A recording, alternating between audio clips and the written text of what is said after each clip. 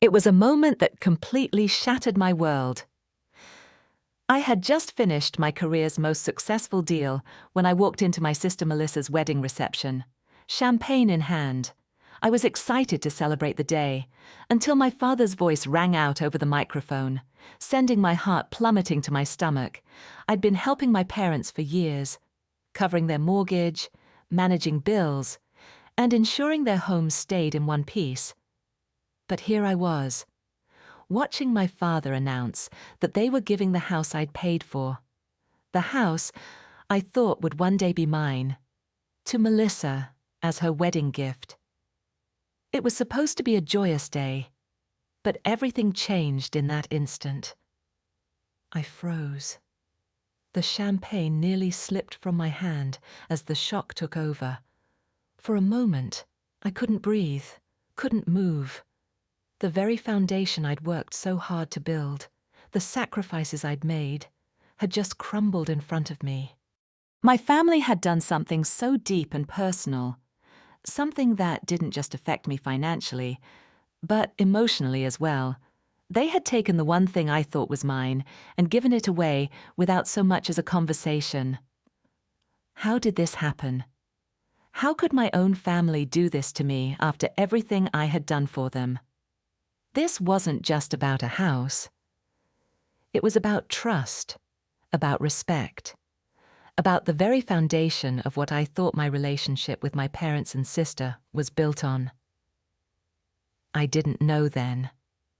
But this moment would set me on a journey that would completely change how I saw my family and, ultimately, myself. The house on Maple Street had always been more than just walls and a roof to me. Growing up, it was a symbol of stability, comfort, and love. The two-story colonial with its signature blue shutters wasn't some grand mansion. But to us, it was perfect. Every room held a memory. The cozy living room, where we gathered for family movie nights.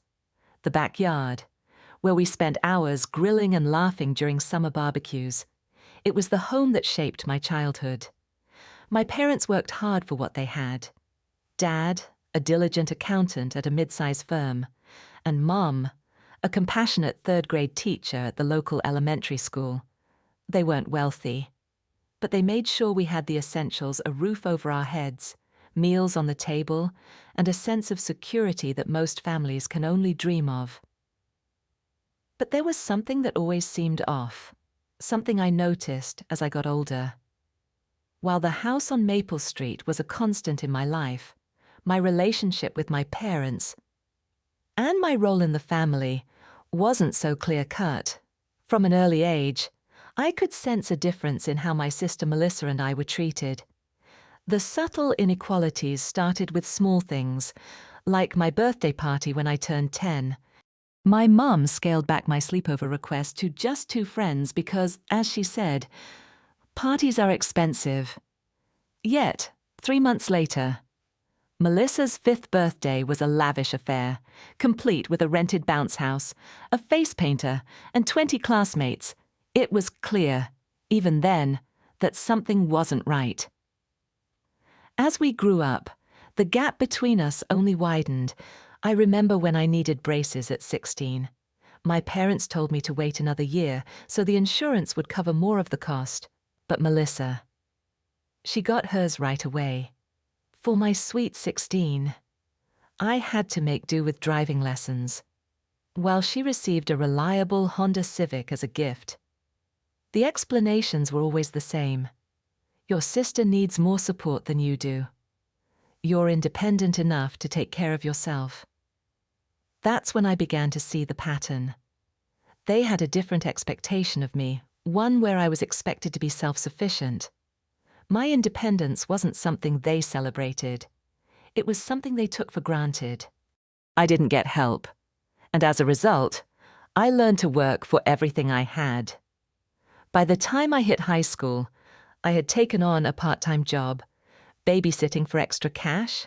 At 16, I worked weekends at a local grocery store, and during breaks from college, I practically worked full-time just to keep my finances afloat. Meanwhile, Melissa didn't have to worry about money. She was never asked to contribute or make sacrifices.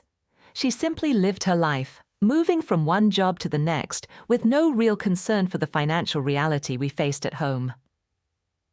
As I attended college, the difference became even more pronounced.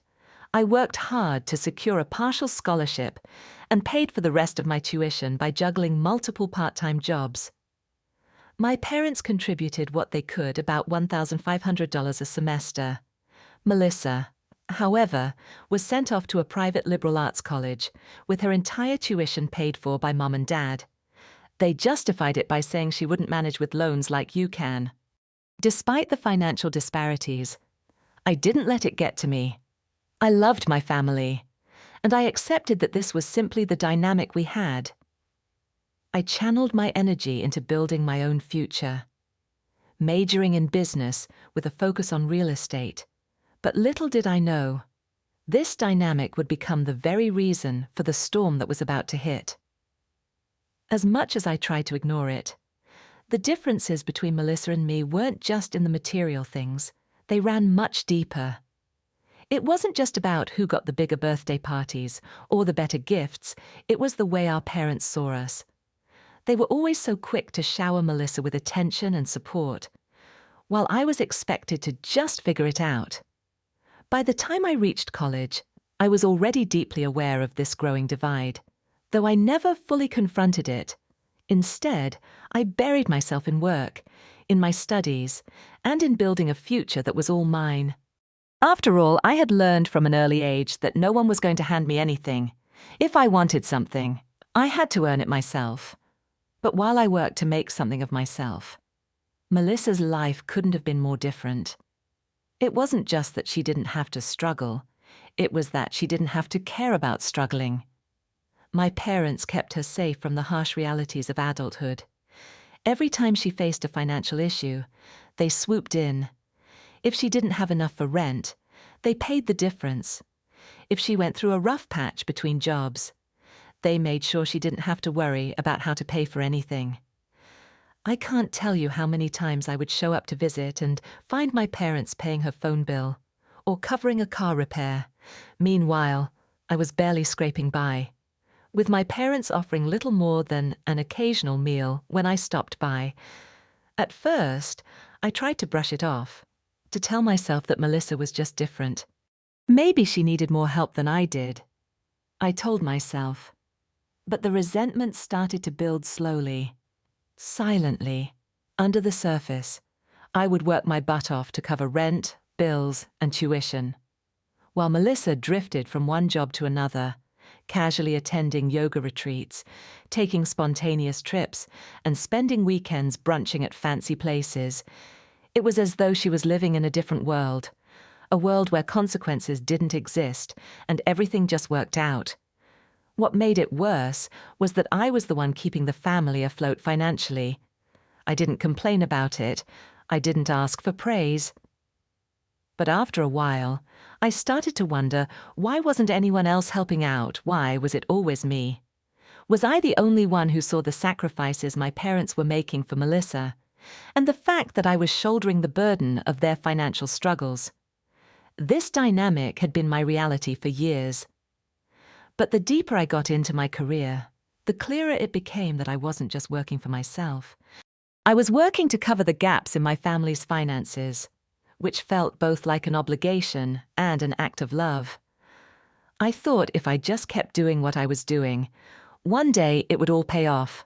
That one day, my parents would finally recognize what I had done for them and show me the same kind of care they showed Melissa. But that day never came. Instead, it was like I was caught in a cycle of giving, with nothing in return. I was burning out, emotionally and physically. But I kept going because I thought it was the right thing to do. I thought that eventually it would all make sense. Maybe my parents would see my sacrifices and reward me with something meaningful. Maybe they would understand how much I had given up, how many of my own dreams I had postponed just to support them. Then, everything changed. The year I graduated from college, the economy was in free fall. It was 2008, the height of the financial crisis. And suddenly, the dreams I had worked so hard for seemed unreachable. My classmates were scrambling to adjust, switching career paths, and seeking out anything that felt like a lifeline. But I wasn't like them. I wasn't going to give up on my dream of working in real estate, even though the market was collapsing right before my eyes. That first year after graduation was the hardest. I took a job as an administrative assistant at a small real estate agency, just trying to get my foot in the door. While many of my peers took jobs in stable industries, I was committed to real estate, even though it wasn't paying me anything close to a salary I could live on. I was barely scraping by with 2 sales in my first year, enough to cover rent, but not much else. I lived in a tiny, run-down studio apartment. The furniture was second-hand. The car I drove was barely functional, and my meals mostly consisted of ramen and coffee. Every weekend, I worked extra hours, helping out with open houses and looking for any opportunity to learn more, to get ahead. But despite my hard work, it seemed like success was always just out of reach. The reality was that while I was struggling to make ends meet, my parents still didn't offer much support. Sure, they invited me over for home-cooked meals every now and then. But when it came to helping me make the leap into my real estate career, they were no different from the years before. My parents, who had always insisted that they didn't have much money to spare, didn't even acknowledge how hard I was working to get myself off the ground. They had their own problems. No doubt Dad had recently been laid off from his accounting job. And Mum was dealing with health issues, but it was always just me who had to pick up the slack. When I visited, there were always subtle comments, gentle suggestions that maybe I should be looking into more stable career options. They didn't get it. They didn't understand how important real estate was to me. Then, after 2 long soul-crushing years, things started to change. One of my clients, a wealthy woman looking to downsize from her lakefront mansion, was so pleased with my service that she referred me to all her friends. And just like that, my career trajectory shifted. I began to specialize in luxury properties, gaining access to a whole new network of high-end clients. My income increased.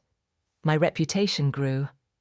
And by the time I was 28, I had a comfortable downtown condo, a new car, and a solid position in the real estate world. But all the while, my sister Melissa was still drifting through life. She'd gone to college for an art history degree, only to abandon that pursuit and bounce from job to job, none of which ever seemed to stick. She was a barista for a while, then a personal assistant, before finally settling into teaching yoga. The thing was, her inconsistent income didn't seem to matter. My parents were still there, supporting her every step of the way. They paid her rent when she couldn't make ends meet, covered her phone bills, and made sure she didn't have to worry about the usual pressures of adulthood. I watched from the sidelines as she flitted from one passion project to the next, never worrying about whether she could afford it. Meanwhile, I was working myself to the bone, barely surviving on the commissions from my sales. But none of this seemed to matter to anyone in my family. My successes, my sacrifices, none of it was acknowledged. And as my career took off, I started to feel more and more isolated. Like the only person who truly understood what was at stake was me. It didn't help that, in the midst of my success, I began to realize that my family's expectations were always geared toward Melissa. They didn't seem to care how hard I was working to make something of myself. They weren't there when I needed them, but they were always quick to support Melissa, no matter what she did. But I told myself that one day it would all pay off. That one day, they would realize how much I'd sacrificed, how much I'd given to them without ever asking for anything in return. I told myself that when the time came, they'd finally recognize me for the sacrifices I'd made, not just for my career, but for our family. Then came the phone call. As I continued to build my career, I couldn't help but notice just how different my sister's path was from mine. While I was grinding away, working tirelessly to establish myself in the real estate market, Melissa seemed to glide through life with minimal effort. Her lack of focus on building a stable future made me wonder whether she even understood the sacrifices I was making to keep everything together. I had learned early on that nothing in life came easily. I knew what it was like to work 2 or 3 jobs just to pay my bills. And I did it without hesitation. Without complaint, I understood that success didn't happen overnight. I spent countless nights working on my business, attending networking events, and picking up extra shifts just to stay afloat. When I graduated, it felt like every door was closed, and I had to fight to make my own opportunities. But Melissa didn't have that same sense of urgency or responsibility, while I was taking out student loans to pay for college and budgeting every penny. She was living life carefree, drifting between jobs that paid her just enough for a weekend trip to New York or brunches at fancy cafes. Her degree in art history didn't lead to a career, but that didn't seem to bother her. She picked up odd jobs, then went on a yoga retreat for a few weeks, then came back to work as a yoga instructor, teaching a couple of classes per week. Despite her financial instability, it was as if the world was taking care of her. My parents covered her rent when she couldn't make it, paid her phone bills, and offered her assistance when she needed it. They continued to cushion her fall, always making sure she didn't have to worry about the real-world pressures that I was constantly battling. I found myself growing resentful, not because I wanted her life, but because I wanted some of that support. I wanted to feel like someone saw the effort I was putting in, the sacrifices I was making. Yet, Melissa always seemed oblivious to the way things worked. She never acknowledged the financial support from our parents, never thanked me for stepping up to help when they needed it most. She acted as if it was all just expected, as if she was entitled to have things handed to her without putting in the same amount of work. It was hard not to feel bitter. I was doing everything on my own, pushing through the hardest times while she cruised along with little concern for the future.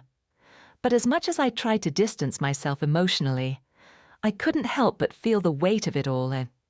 The unspoken expectations, the financial burden, the constant feeling of being taken for granted, it was starting to wear me down. The resentment was no longer something I could ignore. I was giving everything I had for a family that seemed to appreciate my efforts only when it suited them. But even in the midst of my frustration, I kept thinking, maybe one day, it'll be worth it. Maybe one day, my family will come through for me. That's when things took a turn. The family crisis I'd been dreading for years finally arrived. It was a phone call I wasn't expecting. One evening, as I was wrapping up a particularly exhausting day of meetings and showings, my father's name appeared on my phone screen. I could tell something was wrong just by the way he hesitated before speaking. His voice sounded shaky, unlike anything I'd heard before. After 30 years working as an accountant, he had just been let go in a company-wide downsizing. The severance package, he said, would only last about 6 months at best.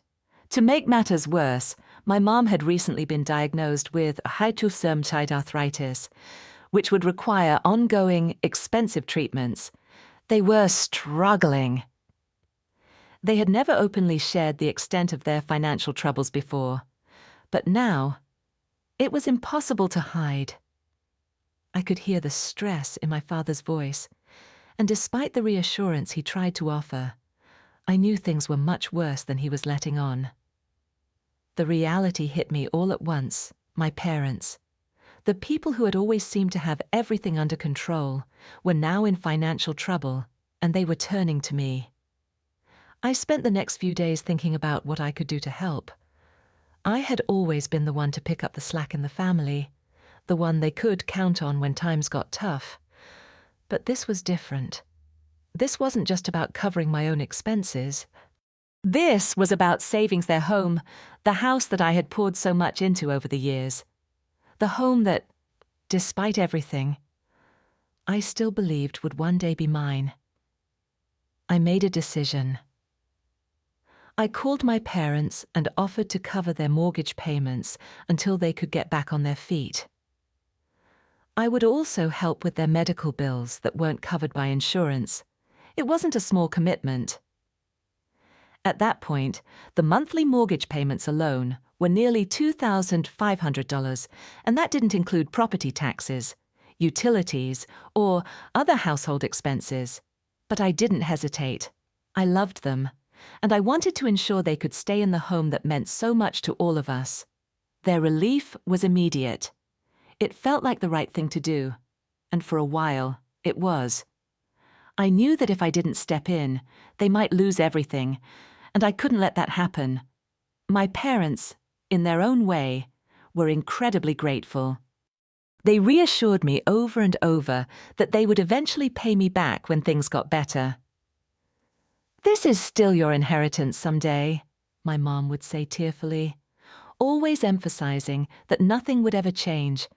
The house would be mine, just like they had promised. But as months turned into years, that promise began to feel more and more hollow. I watched as my parents slowly adjusted to their new financial reality.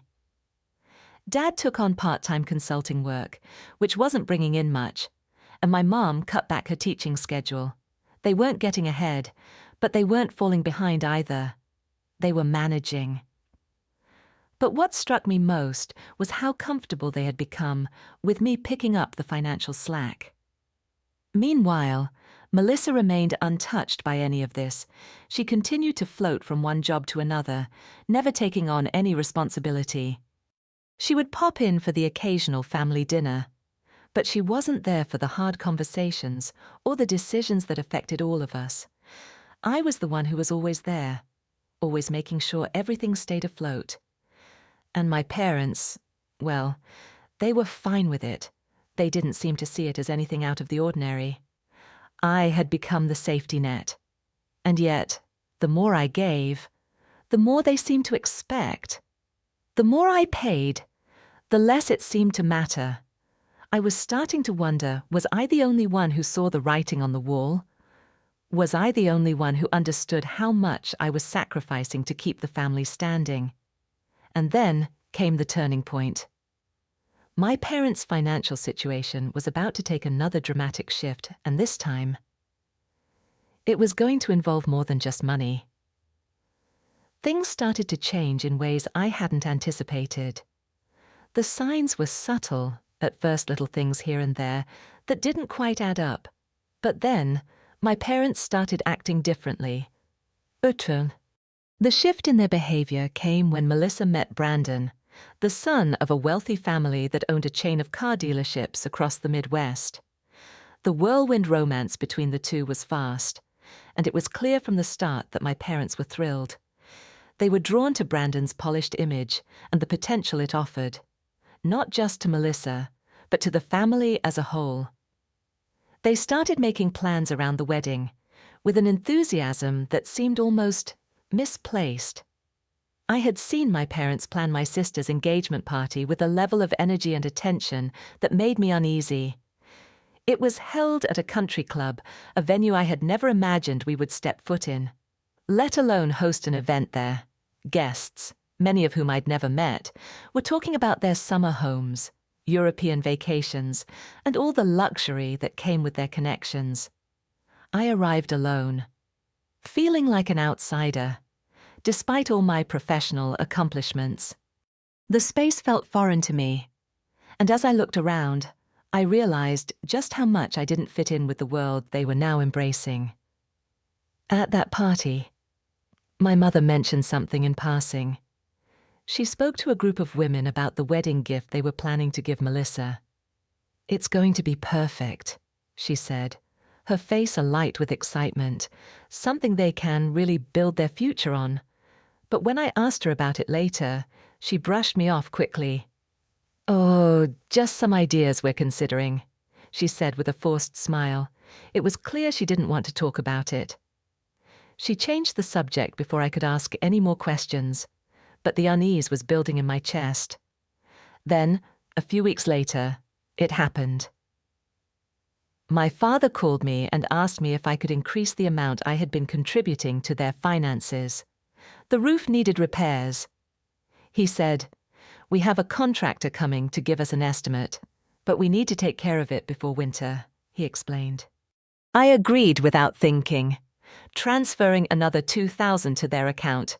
It wasn't a huge amount, but it was still significant. And when I dropped by the house unexpectedly that weekend, I was stunned to find no signs of the repairs taking place. Instead, I walked into the living room and found my mother and Melissa sitting on the couch, surrounded by wedding magazines and fabric swatches. It looked like they were in the middle of planning a dream wedding, with no regard for the roof that was allegedly falling apart. I didn't say anything at first, but my mind was racing, just getting some initial ideas. My mom said quickly when I walked in, trying to hide the evidence, "Nothing extravagant, just figuring out what we need." Yet, there on the coffee table was an estimate from a caterer, one that charged far more per plate than what most people spent on an entire dinner for their wedding. I gently inquired about priorities about the roof repairs I had just paid for, and the fact that the house was already in financial jeopardy. But my mother's response hit me like a brick wall. "This is Melissa's special day. We've put aside some savings specifically for this." Savings. What savings? I knew how tight their budget was. I had been paying for everything, month after month, and here they were, talking about wedding plans that cost more than some people's entire yearly salary. What savings, I asked, and my mother just looked at me with that calm yet dismissive expression I had come to know all too well. My father interjected, "Some things are worth stretching for." The conversation ended there. But my concerns grew deeper. I wasn't just worried about their financial decisions. I was worried about something far bigger, my place in all of this. I had sacrificed so much for my family. I had given up my savings, my future, to help them stay afloat. But now, it felt like my contributions were being ignored, like they didn't matter. I was starting to feel invisible, as if all my hard work was being dismissed. This feeling of exclusion only grew as the wedding planning intensified. Melissa was consumed with the details of her big day. She wanted the perfect venue, the perfect dress, and the perfect everything. Meanwhile, I was left in the dark about most of the decisions. I found out about her bridal shower and cake tastings through social media or casual mentions when we were at family dinners. When I asked why I wasn't included, my parents' excuses were always the same. "We didn't want to bother you. We know how busy you are with work." But it wasn't just the wedding that bothered me. It was the complete lack of acknowledgement for everything I had been doing for them.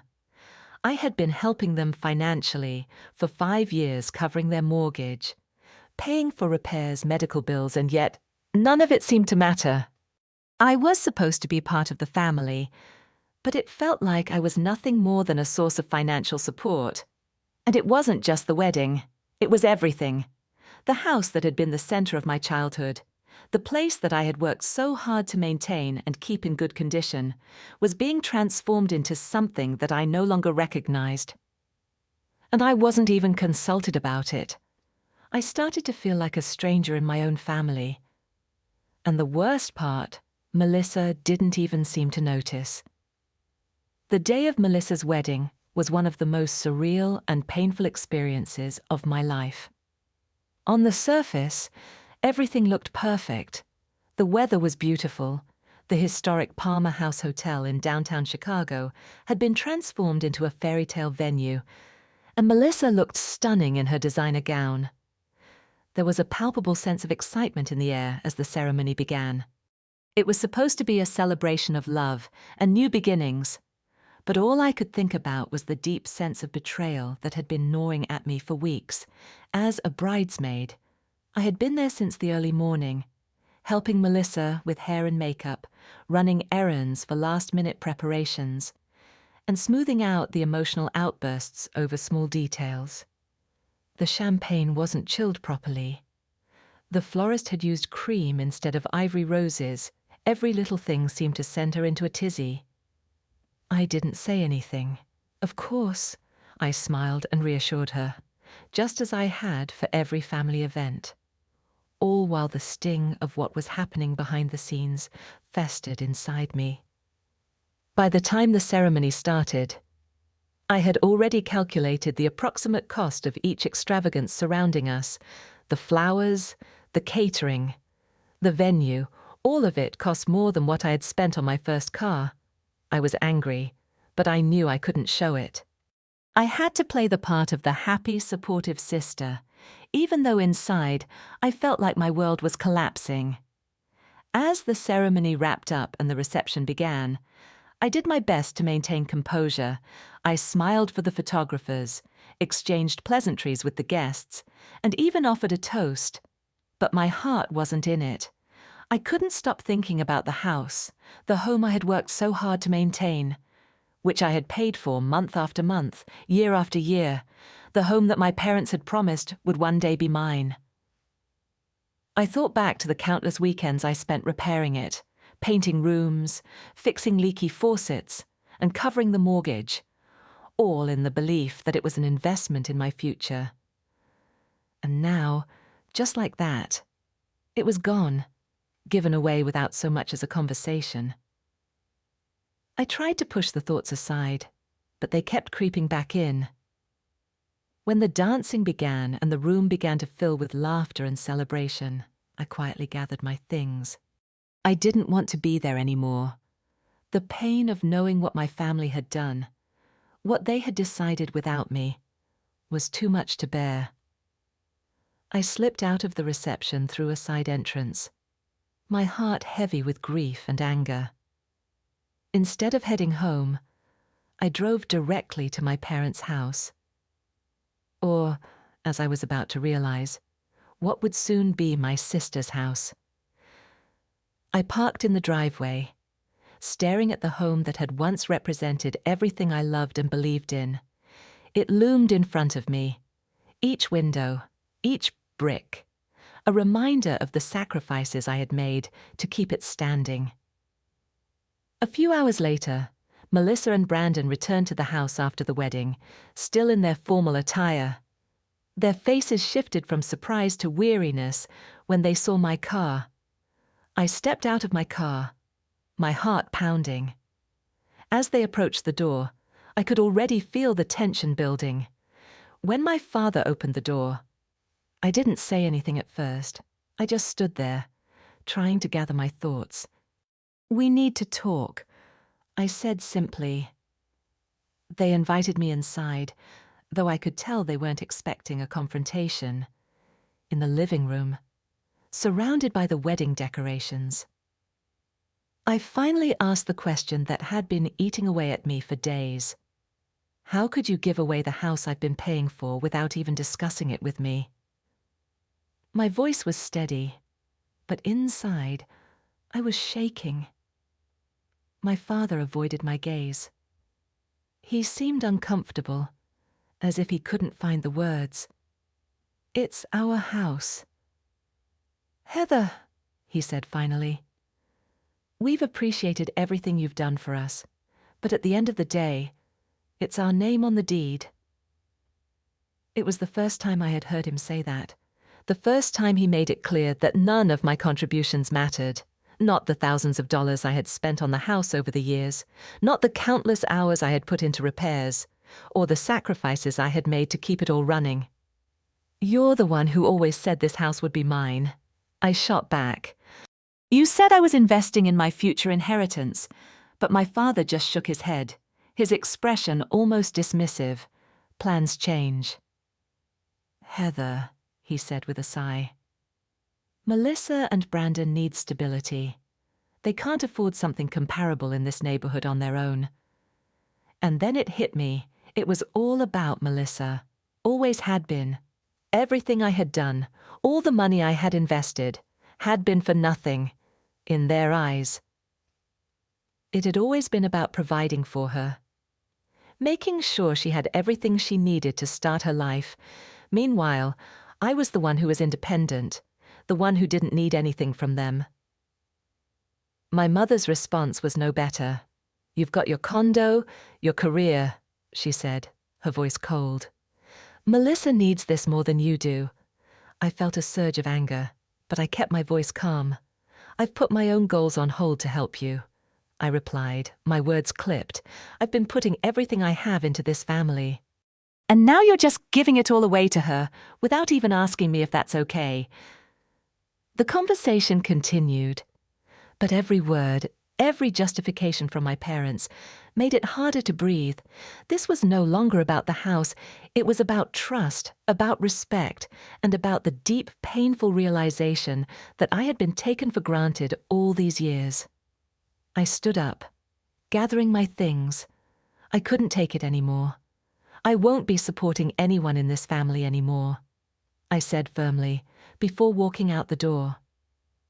As I drove home, my tears blurred my vision. I felt like I had just lost everything. The foundation of my family, the one thing that had always been there, had just crumbled.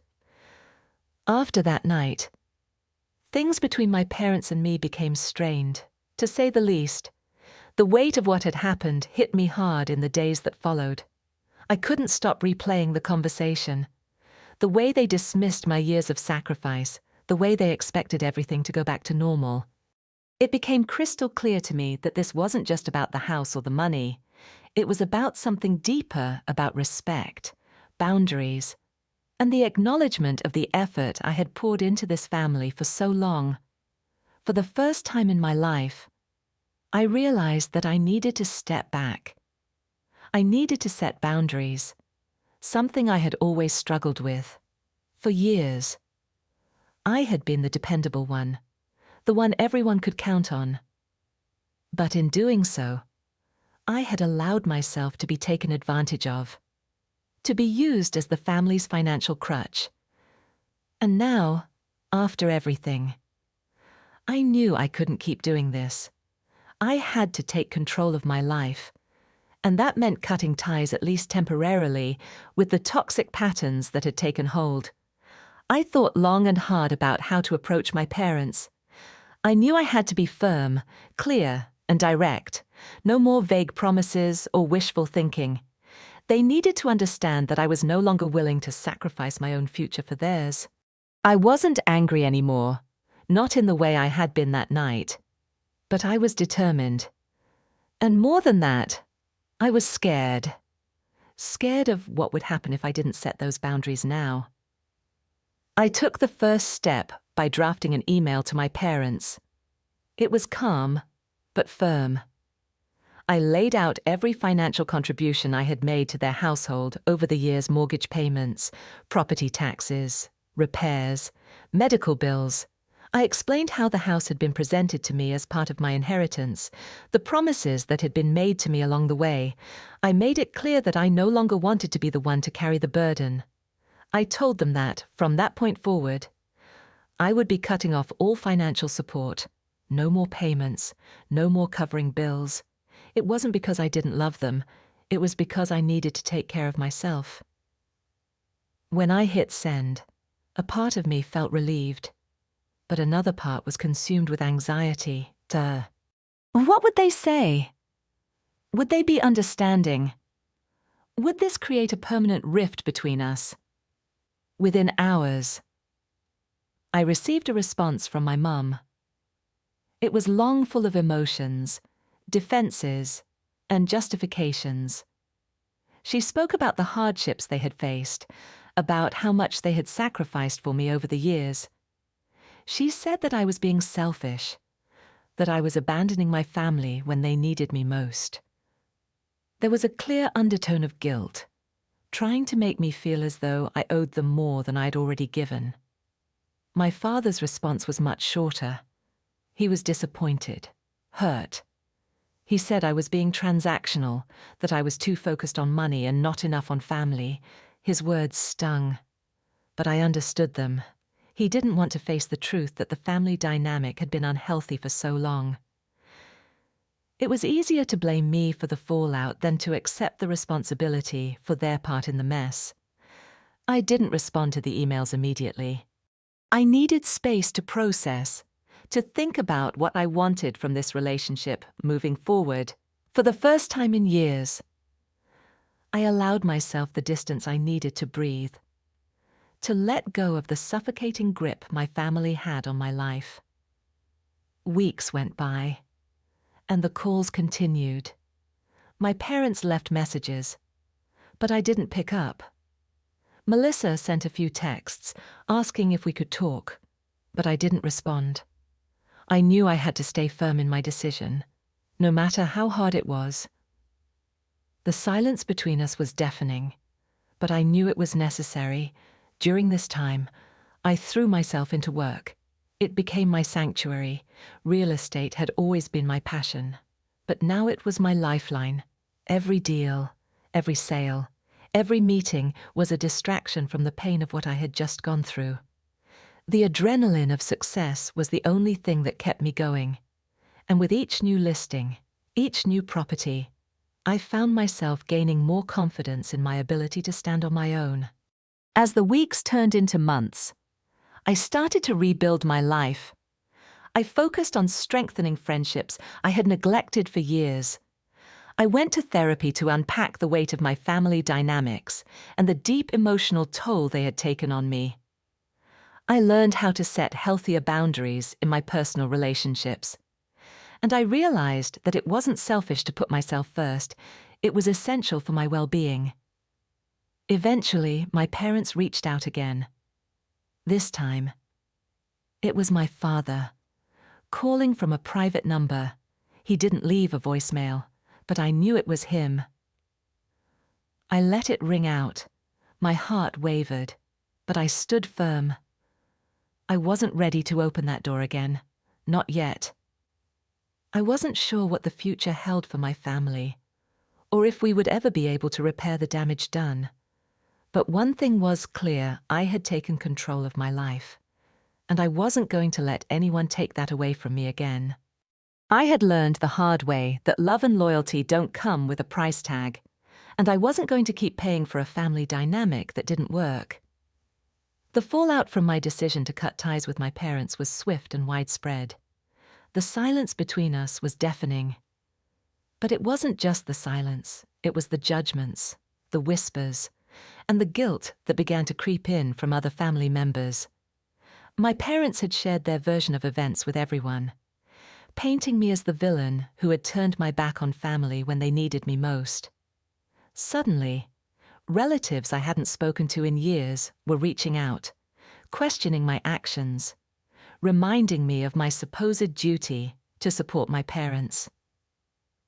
One evening, my Aunt Lisa sent a long email accusing me of being selfish and forgetting everything my parents had done for me. She asked how I could possibly let my parents live in an apartment when they had done so much for me over the years. And it wasn't just her. A couple of cousins, people who barely knew what I was going through, began posting vague social media messages about family loyalty and the importance of supporting aging parents. The message was clear: they were taking sides, and they all seemed to believe I was in the wrong. I almost broke down reading those messages, but instead I chose not to respond. I didn't owe anyone an explanation. I had already said what needed to be said to my parents. The truth was, these people didn't understand the reality of the situation. They didn't see the years of emotional neglect, the financial strain, and the years I had spent trying to keep everything together. I wasn't going to let anyone manipulate me into questioning my decision. But there was something more important than those outside opinions. Something I had learned in those painful months of no contact with my family I had to heal. I started making changes in my life that had nothing to do with my family. I began working harder than ever to grow my real estate career. The success I was achieving felt different now. It wasn't just about the money or the properties, it was about reclaiming my power, About proving to myself that I could build a life based on my own terms, I took on bigger projects, including a high-profile listing for a historic mansion conversion, which would turn into multiple luxury condos. The commission was enough to set me on the path to financial freedom, and the recognition that came with it reinforced my belief that I had made the right choice in stepping away from the chaos my family had created. I also focused on nurturing the relationships that truly mattered, the ones where there was mutual respect and understanding. I spent more time with my friends, people who had always been there for me without any ulterior motives. I joined a few professional organizations, networking with colleagues who valued my work and supported my personal growth.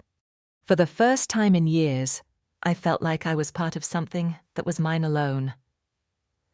The real turning point came when I had a conversation with my best friend Rachel. She had been my rock during this entire ordeal, always providing clarity and emotional support when I needed it most. She reminded me that setting boundaries wasn't just about protecting myself from my parents. It was about learning to advocate for my own needs in all areas of my life. She was right. Setting those boundaries with my family had been one of the hardest things I had ever done. But it was also the most empowering. It allowed me to start living authentically, without the weight of others' expectations holding me back. One day, out of the blue, I received an email from my mother. It was lengthy and filled with apologies, though it wasn't the heartfelt, tearful apology I had hoped for. She acknowledged that the situation with the house had been handled poorly, but she still stood by the decision to give it to Melissa, explaining that it was the right thing to do for her future. The apology was there, but it felt more like a concession than a real attempt at healing. I responded calmly, expressing my hurt and frustration, but also my willingness to move forward, just not with the same old dynamics. I told her that I couldn't continue to support her financially, but I was open to rebuilding our relationship, albeit with clear boundaries. We didn't have to agree on everything, but I needed to feel heard and respected. The next step was a phone call from my father. He had been quieter throughout the whole ordeal, but I could sense that something had shifted in him. He admitted that he had failed me, that he had never stood up to my mother when he knew things were wrong, and that he regretted how everything had unfolded.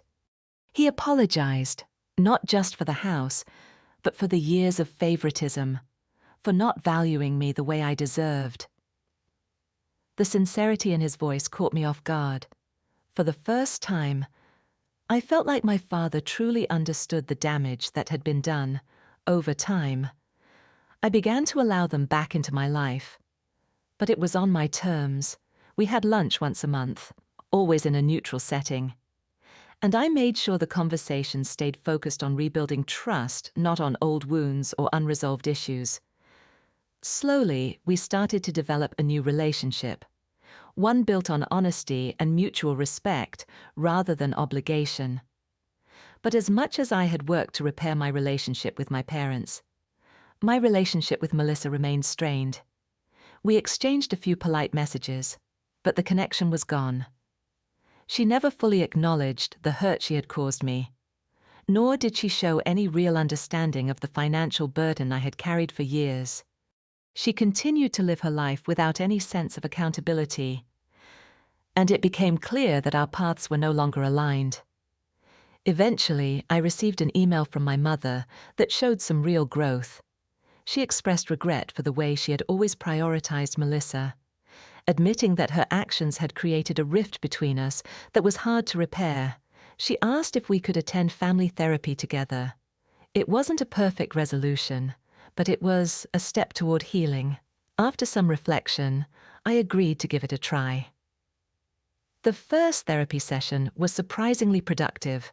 My father was open and vulnerable, admitting that he had always avoided conflict with my mother and had failed to protect me when I needed it. My mother, while still struggling to fully accept responsibility, listened without interruption. I shared my feelings without holding back. finally feeling heard in a way I hadn't in years. It wasn't a magic fix, but it was progress. I knew that the road to reconciliation would be long. There would be setbacks, old patterns to break, and difficult conversations to be had. But for the first time, I felt hopeful. The relationship I had with my parents would never be the same. But I was no longer willing to sacrifice my own happiness for the sake of keeping the peace. I had learned the hard way that true family relationships require respect, honesty, and boundaries, not just blind loyalty and financial sacrifice. As I stood in my new home, a 3-bedroom Victorian in Lincoln Park that I had purchased with the proceeds from my hard work, I couldn't help but feel a sense of pride. This house was mine, built on my terms, with no one else's expectations weighing me down. It symbolized my journey, my ability to stand up for myself, to set boundaries, and to create the life I had always dreamed of. And as I looked out over the Chicago